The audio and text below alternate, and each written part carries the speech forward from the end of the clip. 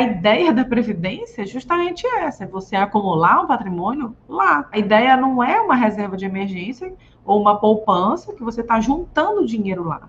Né? E as pessoas, como não têm essa ideia fixa, acabam cometendo esse erro de resgatar uma previdência e pagar um valor muito alto por isso. Entendam a estratégia, né? Você está fazendo a previdência privada porque você está fazendo, você já tem as outras coisas, né? Você já tem seguro, você já tem reserva, e os médicos precisam ter essa consciência que a gente precisa de proteção. O que é essa proteção? A nossa proteção entra a reserva, entra os nossos seguros, né? Seguro de responsabilidade civil. Às vezes eu converso com médicos que fazem cirurgias, procedimentos, coisas super arriscadas, não tem um seguro de responsabilidade civil, né? Que é aquele seguro para processos, né? Quando você acontecer de você precisar pagar indenização super alta. Isso é uma forma de proteger o nosso patrimônio.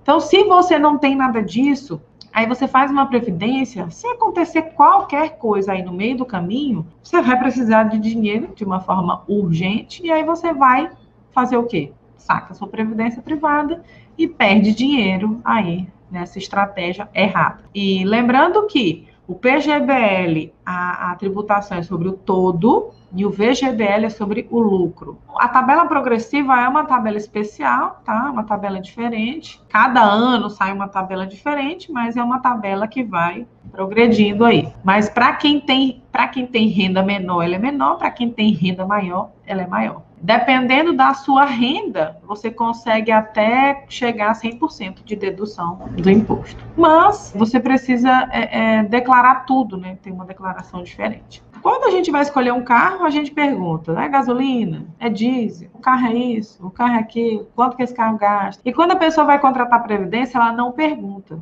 Né? Ela não entende o que ela tem que saber, né? O que ela tem que perguntar. Então, uma coisa super importante na hora de você contratar uma previdência privada é a taxa de administração, porque é aqui onde a instituição vai lucrar em cima de você. Por exemplo, você está com uma previdência privada que te rende até uma quantidade razoável aí, né? Comparando com as previdências. Digamos, previdência privada tem uma rentabilidade de 4% ao ano, né? Mas aí, quando você vai ver a taxa de administração da previdência privada, é uma taxa de administração de 2% ao ano, de 1,5% ao ano. E aí se torna uma taxa de administração muito alta. Por quê? Porque ela pegou o seu dinheiro para colocar numa rentabilidade que nem é tão alta assim e te cobra muito para fazer isso. Igual eu estava comentando naquele fundo lá, né? O fundo do banco, colocando meu dinheiro para render 2%, é uma taxa de administração de 1,75%. Então, meu dinheiro está trabalhando exclusivamente para eles. E na Previdência, a gente precisa ficar muito atento a isso. Qual a taxa de administração, né, que essa Previdência está me cobrando? Então, a taxa de administração, ela pode ser matadora aí nesse processo, né, de você acumular o seu patrimônio e pensar na sua liberdade financeira. Então, quanto menor, melhor. A gente vai comparar previdências privadas. Às vezes tem uma que me traz uma rentabilidade um pouquinho melhor, mas a gente tem que ir atrás de rentabilidades menores também, tá? E aí, além da taxa de administração, tem a taxa de carregamento. Algumas previdências privadas já nem tem mais a taxa de carregamento, mas algumas têm. E a taxa de carregamento é complicada. Por quê?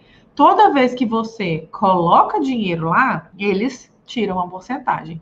Então, quando você coloca 500, toda vez que você colocar dinheiro lá, você paga. Então, tem algumas previdências que elas têm zero de carregamento. Geralmente, essas previdências são fora do banco, né? Não são aquela previdência comum do banco. Então, isso é uma coisa importante de vocês olharem. Taxa de administração, quanto que esse banco está cobrando, essa empresa está cobrando para eu ter minha previdência privada, né? 1% ao ano, 1,5%, 2%, né? Se ela estiver me cobrando 0,6%, melhor ainda, 0,5%. Então, quanto menor a taxa de administração, melhor. Taxa de carregamento, nem aceitem taxa de carregamento, porque já tem algumas empresas que nem taxa de carregamento não tem mais, tá? Então, tem taxa de carregamento? Sai fora. Tá? Porque isso é complicado. Aí você vai olhar a taxa de rentabilidade, né? É importante você se basear pela Selic. Por quê? Porque a maioria das previdências, né, são conservadoras, e pode ser que, quando você for fazer uma previdência, você coloque lá a sua previdência como conservadora. Se você tem uma boa estratégia e você tem previdência privada, você pode até colocar ela lá como conservadora, e por fora você faz os seus investimentos mais agressivos, mais na renda fixa e tal. Então, se baseia pela Selic. Quanto está a Selic atualmente? 2%. Qual a taxa de administração dessa previdência? Vamos dizer 0,5%. Então, eu sei que para eu ter uma rentabilidade que alcance 2%, tirando a taxa de administração, essa previdência tem que me devolver 2,5% para cima. Porque a gente tem que pensar que ainda vai pagar imposto de renda, né, gente? Então, já descontando imposto de renda, tem que ser de 3 para cima. Isso para ela me render pelo menos aí próximo da Selic. Comecem a pensar. Lembra que eu estava falando ontem sobre a referência? Lembra quando a gente olha exame? Sempre quando a gente olha exame, a gente usa uma referência, né? Cadê a referência? Para eu saber se está alto ou está baixo, eu preciso de uma referência. A Selic é a referência. É referência da taxa básica de juros do Brasil. Então, usem a Selic como referência. Quando você, o banco rende 3% e me cobra 1,5% de administração, só fica 1,5%. Se a Selic é 2%, está ruim. Sempre usam a Selic como a referência de vocês. E aí tem outras taxas, né? Outras coisinhas por trás também, mas eu acredito que essas três fazem uma diferença muito grande. Você entender a taxa de administração, a taxa de carregamento e a rentabilidade. Acho que se você entende essas três na hora de fazer uma previdência e entende se você quer um VGBL ou um PGBL, isso já começa a abrir mais ainda os seus olhos. Então, para você contratar uma previdência, entende. Para que eu quero a previdência? Será que eu quero ela para me ajudar como benefício fiscal, para reduzir meu imposto de renda? Então, você vai entrar numa previdência PGBL. Para você ter esse benefício, você sabe que você só pode investir até 12% da sua renda anual bruta. Então, não adianta colocar mais, porque você não vai ter mais esse benefício fiscal. Aí eu coloquei 20%, então era 12%, né? Era até 12% o benefício fiscal. Aqueles 8% que passou, esses 8% você não vai ter o benefício fiscal sobre ele. Vai render lá, né? Mas você não vai ter o benefício fiscal. Então, qual é a ideia?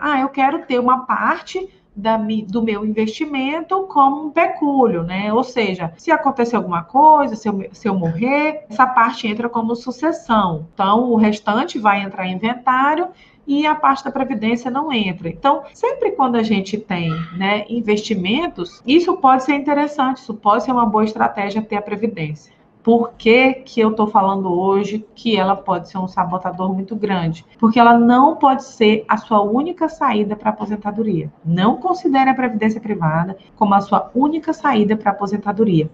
E também não adianta você ter 4 previdências privadas. Por quê? Porque você vai estar colocando muito dinheiro em uma coisa que rende pouco.